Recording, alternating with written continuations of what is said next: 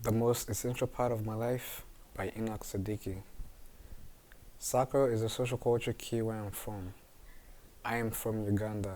I grew up in a refugee settlement that is known as Nakivale, located in Isingiro district.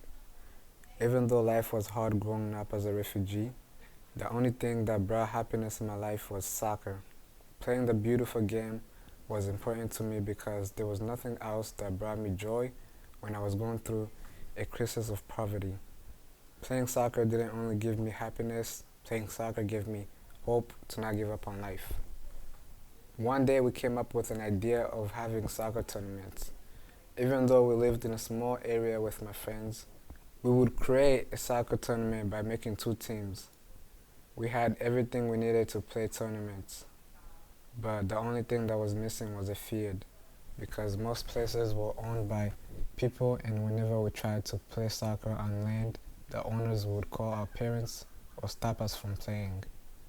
One day I asked my dad if we could use our backyard as a field to play and practice on. My dad allowed us, but we had to cut grasses and little trees that were growing in the yard. We worked on it as a team, and a few weeks later we had the field that was big enough for us to use. Playing soccer wasn't just a sport to us. Playing soccer brought laughter and enjoyment to us. It was one of the things that united us like family. Living in a refugee camp is hard, especially trying to get along with people that you don't know and people that speak different languages. When I wasn't playing soccer, I was helping my dad by planting plants and raising cattle with my brother. During the day, we would take them to different pastures, and then at night we would milk them. One day my dad told me to take cows to different pastures and bring them back by 9 o'clock. But on that day, I told him I had a game. I had to choose between listening to my dad or not listening to him and go play soccer. I spent all morning thinking about it. I took the cows out as my dad told me to, but as I was in the pasture and watching the cows eat grass, thoughts were running through my mind. I was struggling not to think about the game, but I had to make a decision. I decided to leave the cows in the pasture and go play soccer.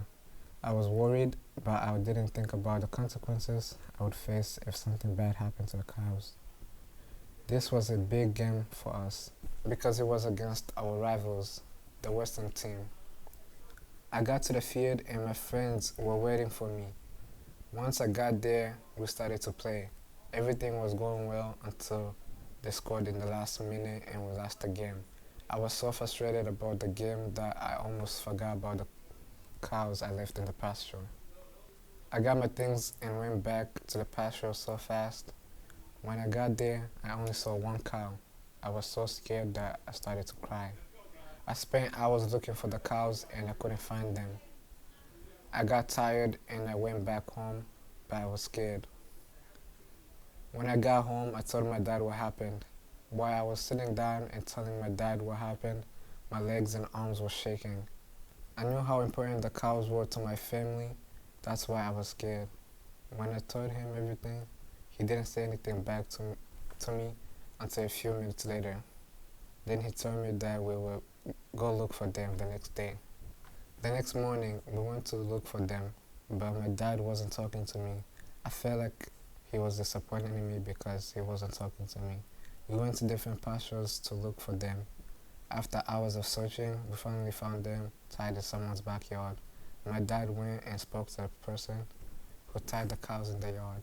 I didn't follow my dad when he went to speak to the guy that had our cows tied, but from where I was standing, I could tell that my dad was apologizing to the guy for whatever problems the cow caused. While we were going back home with the cows, my dad was still not talking to me. We got home and we led the cows into their corral. The next day, our last practice before our final game against the Western team. This practice was 3 weeks before I had to leave my friends, family, country, and culture to move to the United States.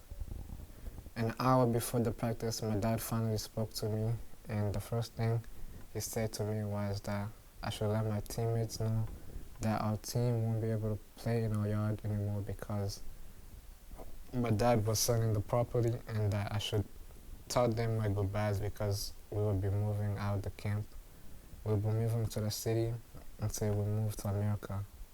A week later, when we were living in the city, I was wondering what happened with my teammates and if they had won the game. I never got to know if they won the game because I couldn't call them and there wasn't any way I could communicate with them. I am 17 years old now and soccer is still social culture key to me. Soccer has taught me to never give up. Soccer has taught me how to communicate with different kind of people. Soccer has taught me to stay committed and dedicated to things. Without soccer, I wouldn't be who I am today. People dream to play professionally, some dream to play until college, but my dream is to keep on playing soccer forever.